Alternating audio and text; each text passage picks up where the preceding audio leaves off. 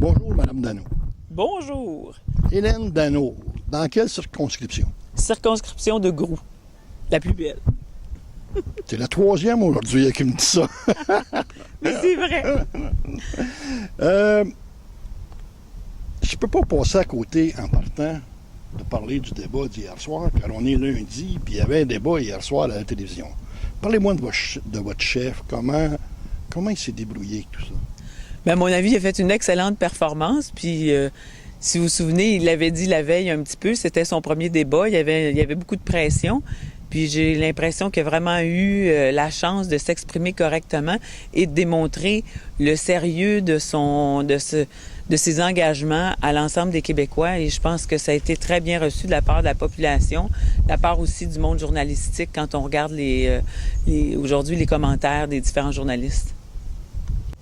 Une autre question que j'aime beaucoup demander aux candidats, aux candidates, c'est d'où c'est que tu viens? Comment ça se fait que tu es rendu là où tu es, en politique?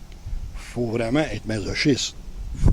Non, pas masochiste. Il faut avoir des convictions, je pense. Puis il faut avoir le courage de nos convictions. C'est toujours ce que je dis à mes enfants.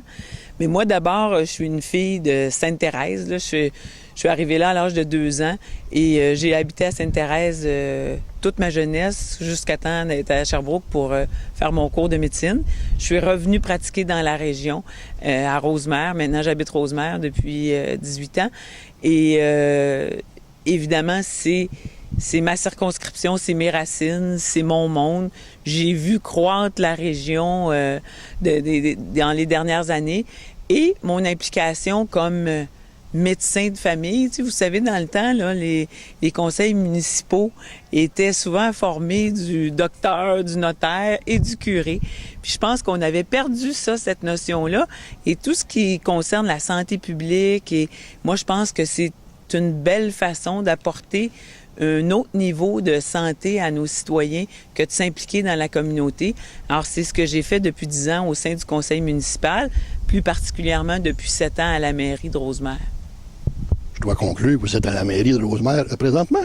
Exactement. Je suis à la mairie de Rosemère depuis 2005. Est-ce que vous trouvez le temps, médecine, mairie, politique, dormez-vous le soir? Je dors pas beaucoup. Ça, c'est une de mes grandes forces. Ben, oui, je dors pas beaucoup, effectivement. Et en fait, moi, je pense que ça passe tout par une excellente équipe qui nous entoure.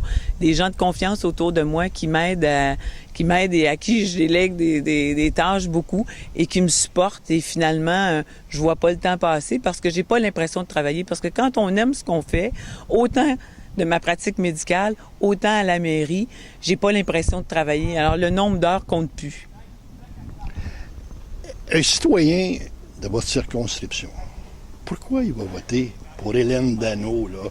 Et demain matin, là, pourquoi je vote pour elle plus que pour un autre? Parce que le bon choix, c'est moi. Mais surtout parce que je pense qu'on peut... l'équipe de François Legault, c'est effectivement une nouvelle équipe, mais si vous regardez de près, c'est une équipe de gens très compétents dans différents champs de compétences. Et moi, je suis très fière de faire partie de cette équipe-là. Je pense que ça donne un nouveau souffle à la politique. C'est une nouvelle façon de faire de la politique avec des compétences, mais aussi avec une gestion transparente vis-à-vis les citoyens. Je pense qu'on a passé le temps de... Les gens ont besoin de transparence, ont besoin de se faire dire la réalité, puis sont prêts à l'entendre. Puis quand on leur dit, bon, il y a une situation économique qui est plutôt difficile au Québec, il va falloir faire des choix de société, mais on va le faire avec vous. Et je le pratique, moi, depuis 7 ans. Puis je peux vous dire qu'on a d'excellents résultats. Puis quand on concerte la population avec nous, on obtient des résultats fantastique et je pense qu'on mérite ça au Québec actuellement avec toutes les ressources qu'on a. On mérite une meilleure place qu'une 9e place sur 10 dans les provinces canadiennes. Alors, je pense que le 4 septembre prochain, les citoyens auront le pouvoir de changer les choses, auront le pouvoir de choisir une équipe compétente, puis une équipe dont je fais partie. Alors, dans Groux, évidemment, vous ferez le bon choix. J'allais vous demander quel serait le message que vous feriez à vos citoyens en 10 secondes. En 10 secondes, moi, le message que je veux leur dire, c'est que le 4 septembre prochain, vous avez le pouvoir de choisir une équipe compétente avec un chef rassembleur pour faire en sorte que le Québec reviennent en santé. Un gros merci, Mme Dano. Merci beaucoup.